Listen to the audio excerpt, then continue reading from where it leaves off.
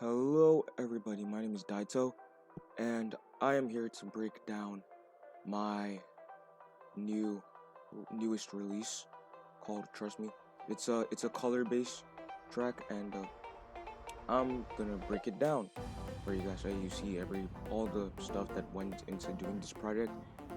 So without further ado, let's jump straight into it. Now the last man is stand at each shop.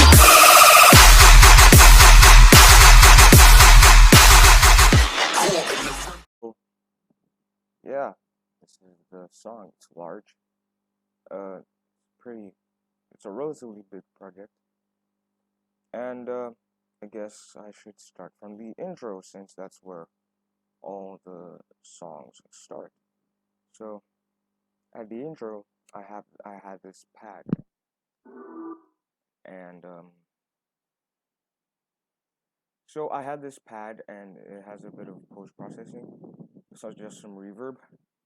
This is an automation to like low pass it into the intro, like for some sense of progression. Then I put the low pass a bit down so that it stays constantly there, and it sounds a bit, it cuts out some of the high end so that it sounds cooler and less impactful. And in the actual intro, we have a piano.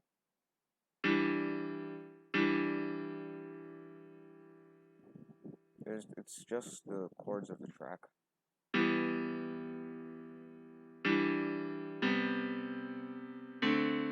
Yeah. And we also have this thing. It's it's just, I think, a square wave, if I'm right. I think it's just, oh my god, serum tip. It's just a square wave with a really short LFO on 16 triplets. If you want to make something in triplet LFO in serum, you can just turn on this triple button, and it will give you an option to make stuff like regular or triplets. And I put it on 16 triplets. It has a a low pass on it. Sort of, I cut out some of the frequencies and put some reverb on it, and I cut down the mix, and everything sounds like this. Oh, I almost forgot. This vocal, the processing on it is just some reverb, some delay, some distortion, and a bit of vocodex. Yeah. So altogether, it's supposed to sound like this.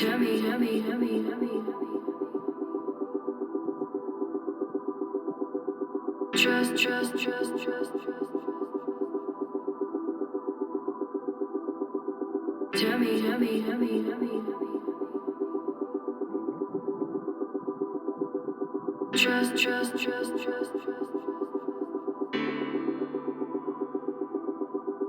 And for the second half of the intro, I just added this Reese thingy. It's a regular Reese, but it has a low pass and some automations, compression and distortion, and some reverb. I made the decay really small so that it has like a spacious reverb, and it doesn't produce that long a tail. And I also added this bell. It's just sine waves. It's just two sine waves at a really high octave with like a short LFO envelope for volume. And I cut out some of the highs, and I gave it some reverb and some saturation with the wave shaper. And then I have this clap. I have a clap over here.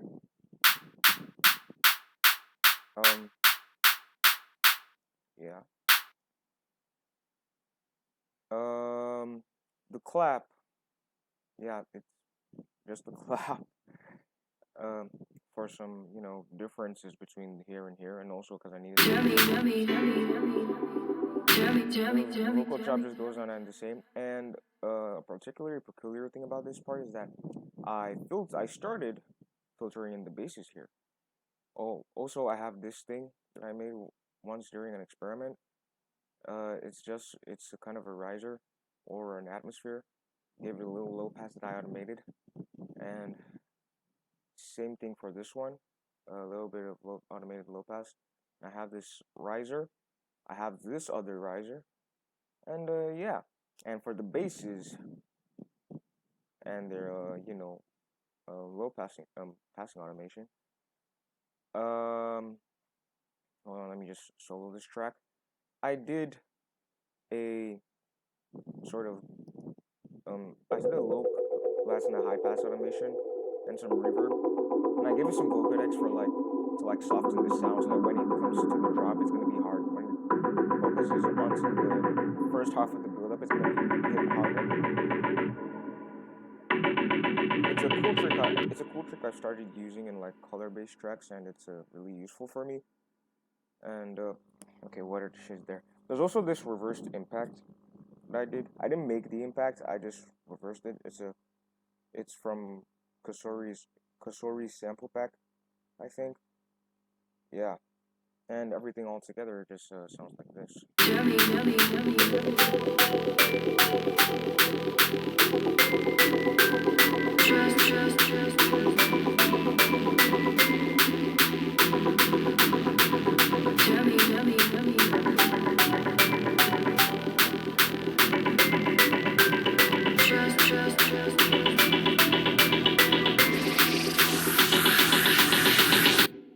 And this is where the real fun begins. So I have my kick.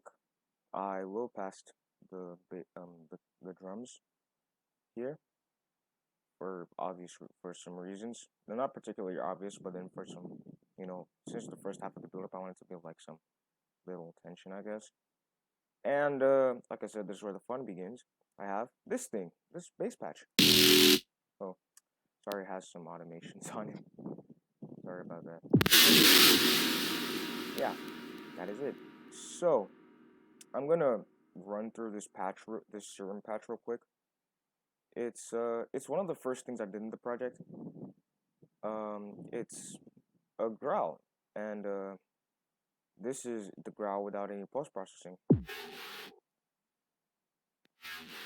Yeah, it's extremely weak, and the raw patch is just multi-voice saw wave and sine wave. I'm FMing the saw wave with the sine wave, so the sine wave is not producing any noise, any sound. I added a sub for some crunch, I guess, and I used a bandpass 12 filter with some compression and distortion and a comb filter. So the patch without any post-processing sounds like this. And with the post-processing, I put in OTT. It beefed up the sound a lot. And then I added another one and reduced the mix, because when I put it on full, it was kind of like making the sound bad. But I just want to make it sound fuller. Yeah, it sounds so much better. I did a little EQing. I cut out some of the lows, boosted some resonance over here, and cut out from here. Removed a bit of the high end because it was a bit harsh. This is for a low pass automation. For a high pass, yeah. Since FL Studio doesn't have anything like an auto filter, I just used FreeEQ to like make a short high pass for extra growl movement. I added some saturation with the wave shaper, and I added some reverb and delay for like automations in the build. And that was a cool effect. I liked it a lot. So everything sounds like this. And there's this sound. I had a sample and I vocodeted it to the chords of the track. This sample was made like a long time ago. I kind of since this same sample was also used in the drop, but then for the build up I kind of low passed it and added some reverb. The two automations are over here. Then in the first half of the build I returned it to normal with these two automations. And yeah.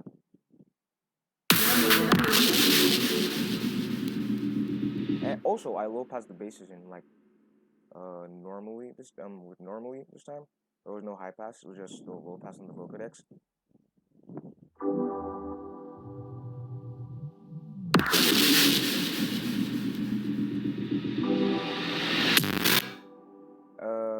Yeah, this project is gonna lag a little, so I'm just gonna turn off this track since I actually rendered the chords prior to this project because I was gonna break it down into a video.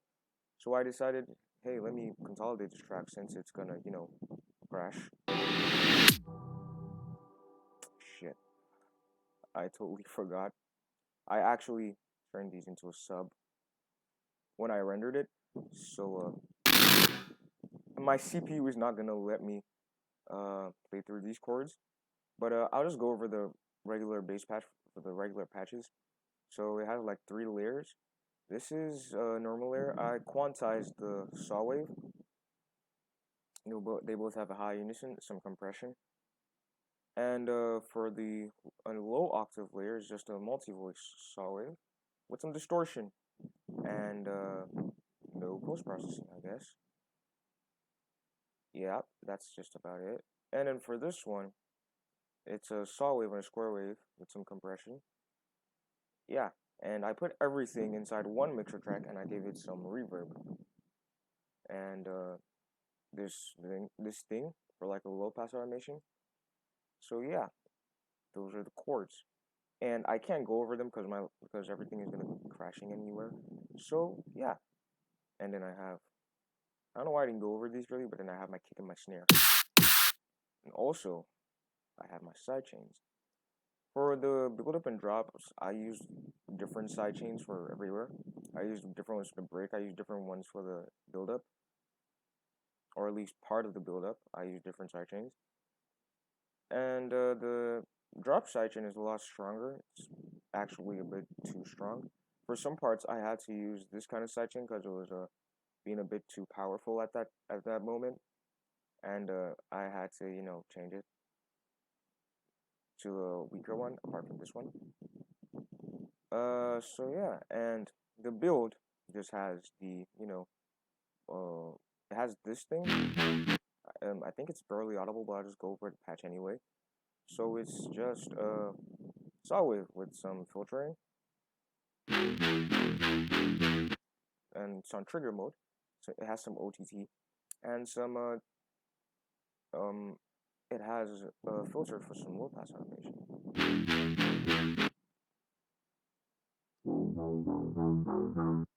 Yeah. And then we have the bass patches again. This bass patch, it's also still being low pass and high passed into the drop.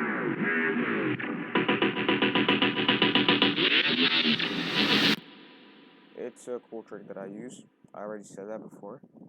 And I have risers from Kosori's sample pack. I have this reverse impact still, and I have this pad. I put another pad for the build-up, and then I used the bells in the build-up. For the build-up, I put the chops closer together.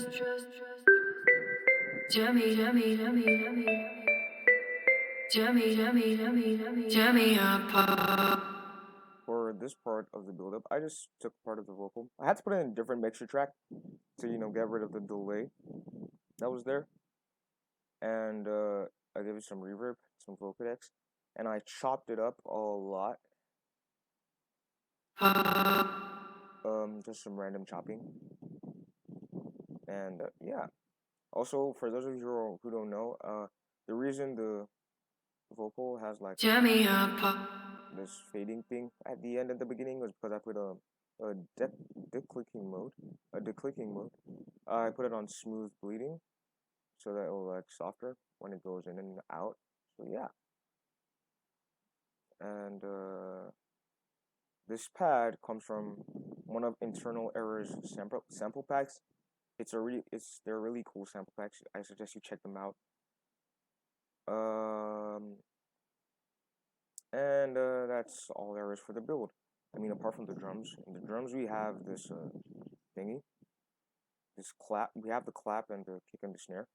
And the build-up sidechain is just your regular sidechain, not that strong, just a little bit of that kind of automation. Yeah. Also, I layered the kick and the snare for the build.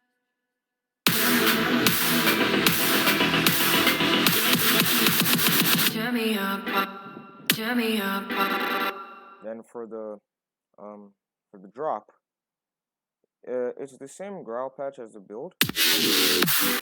Yeah. And now it's time to go to the important part, the sort of bullet bass over here. Oh crap. It's kind of cracking right now. Give me a second. I'll bring in the actual song so that you can hear what the thing sounds like.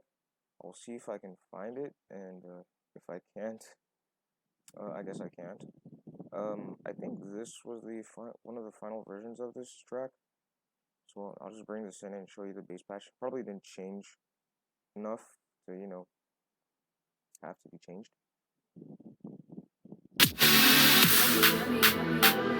This is the build.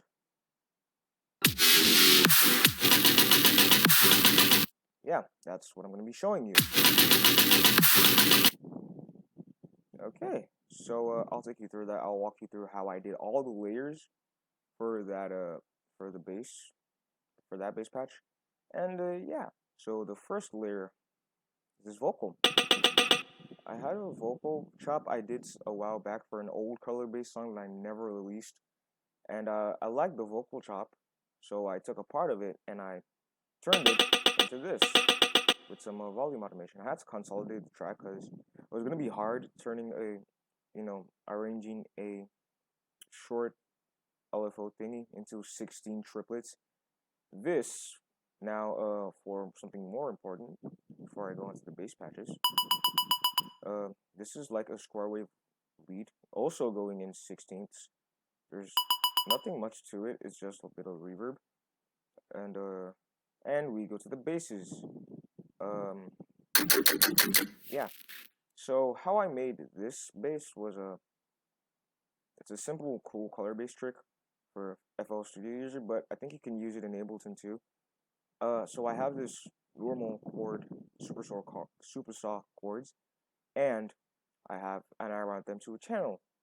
I route them to something called the color bus, and I have an actual bass, which is this thing. I have an actual bass. This bass patch on its own, it's something I made a while back specifically for color bass. I just never got around using it to release anything. It's a triangle wave, and it's FMing, some comb filtering, distortion, compression, some EQ, and some filtering, some phaser filtering, and yeah, and the entire bass patch is like that. And the trick is you get your Vocodex and you set the chords to be the carrier of to the car part. You see these 1 and 2, you can route like 2 mixer tracks, and the first one here is going to be 1, I think. This one is going to be 2.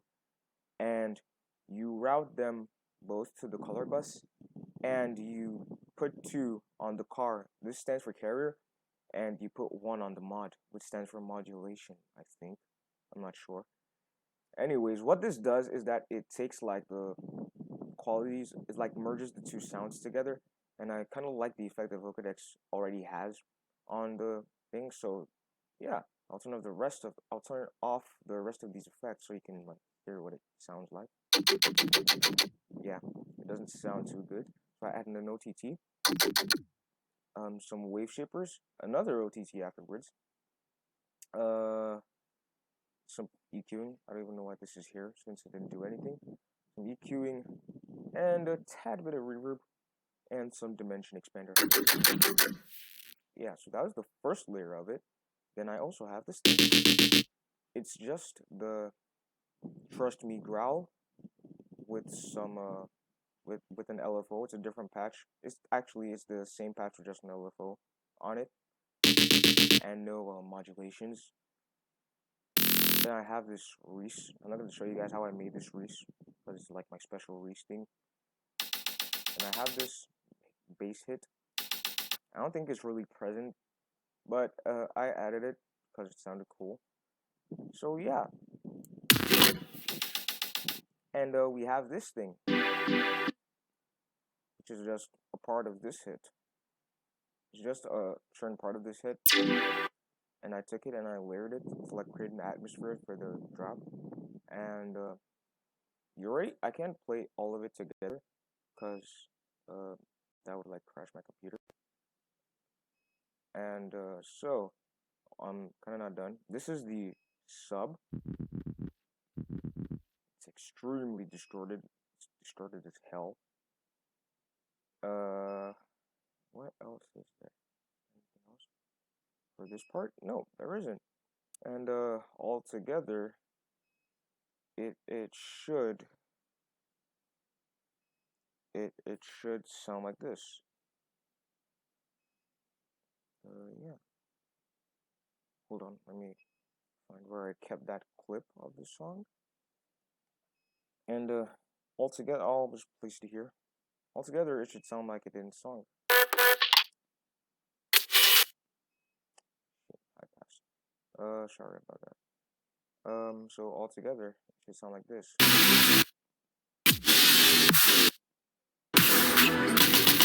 Yeah, it should sound like this altogether.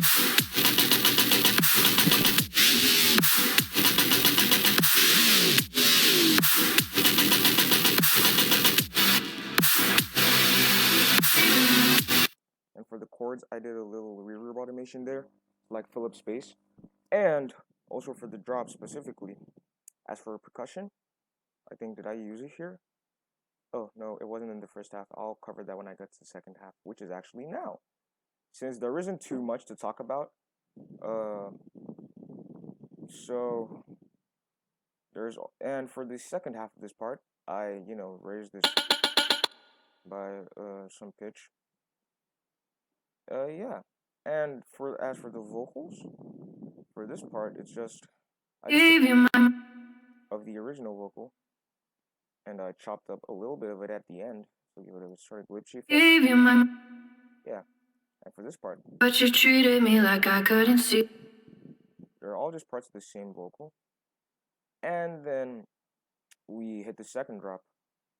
Then we hit the chords that I can't play because it's lagging shit. Okay. It's lagging as hell. So,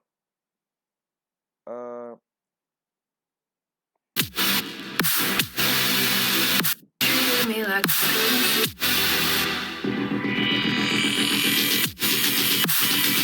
yeah, so that's the part we're going to be going over.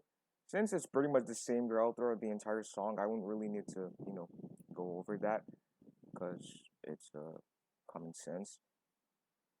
Anyways, so I had the chord hit, and I had this sequence of chords, and I had a little ARP thing going on over it for the second half of the drop.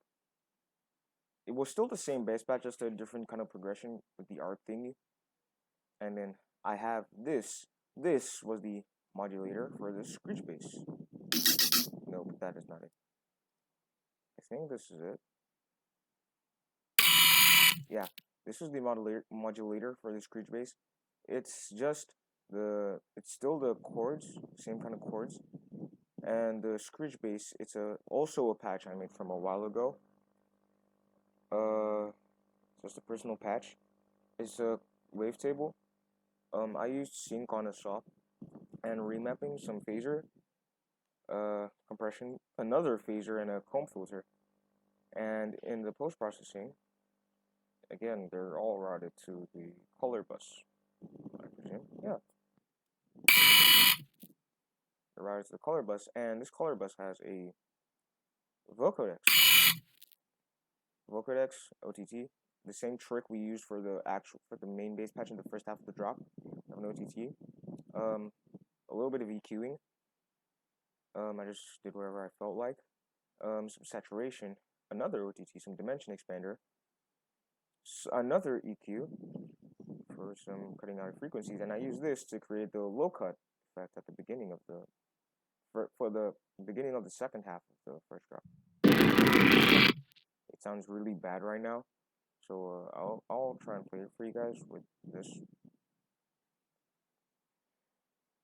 I'm gonna be using this thing a lot, so maybe I should just leave it in the mixer in the playlist and just turning it off and on.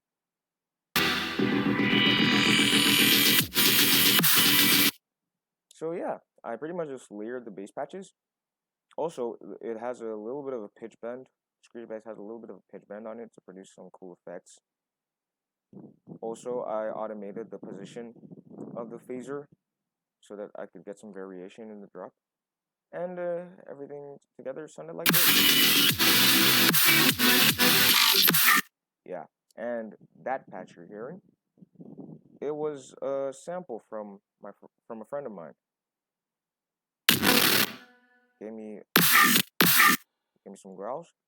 Gave me a growl, and I used it in this in the song. And still have this thing I didn't use in the first half. And I guess that's just about it for this part of the song. And in here, I gave the the vocal some delay. Yeah, I gave it some delay, and I also filtered in this atmosphere and this pad, and I also have this pad over here. Impact. Also, for the drop, I have this psychoacoustics loop from Skybreak. It filled up space pretty well, and I really liked it, so I used it. And I had the kick over here, and I think an impact. Yeah, I had about 2 impacts. Here, I stretched the riser we used in the first half. I saw you. Then for this part, for second half of this part, I used some hi-hats. And I have this alternate kick from from one of his samples, and I have the vocal, and then I have the vocal over here. I thought you were the one. Yeah, and I did a bit of a chop for everything actually, and then I have this for my beat.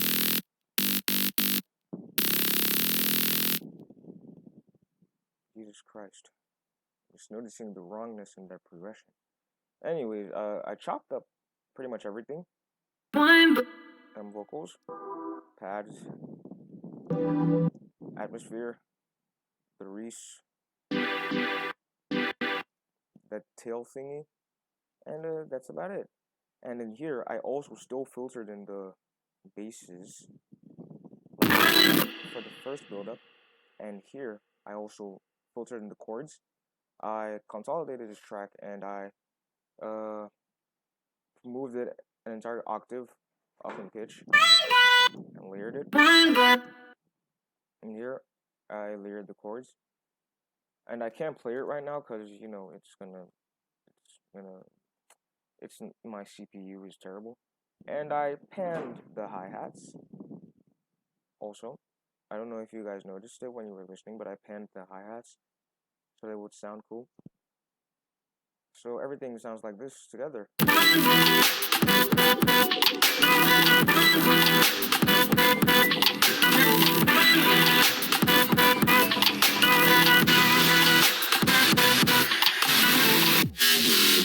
same break as the first drop, first half of the song.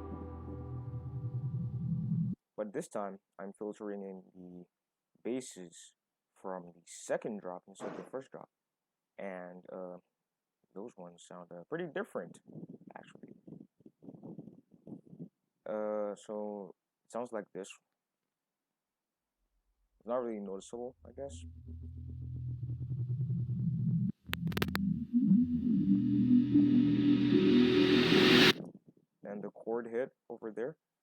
it's still the same kind of build up as the first half of the song, but it's just, you know, different basses that are being filtered.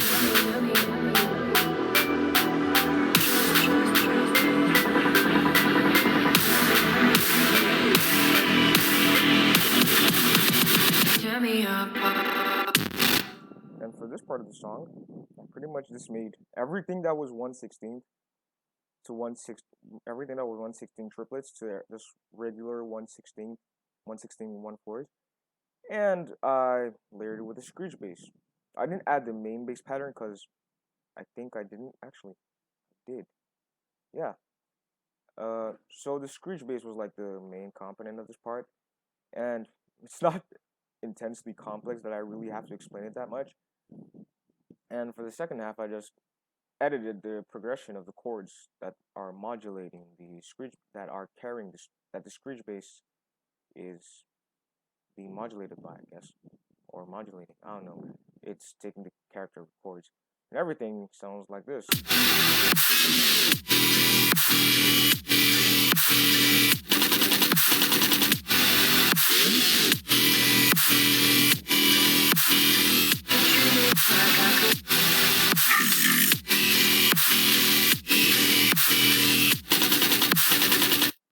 Yeah, that's about it for pretty much the entire song. I'll just run and this part I just added back and I reversed the riser and with a little bit of low cut, it sounds like that. Put some impacts and I put the atmospheres and the chops and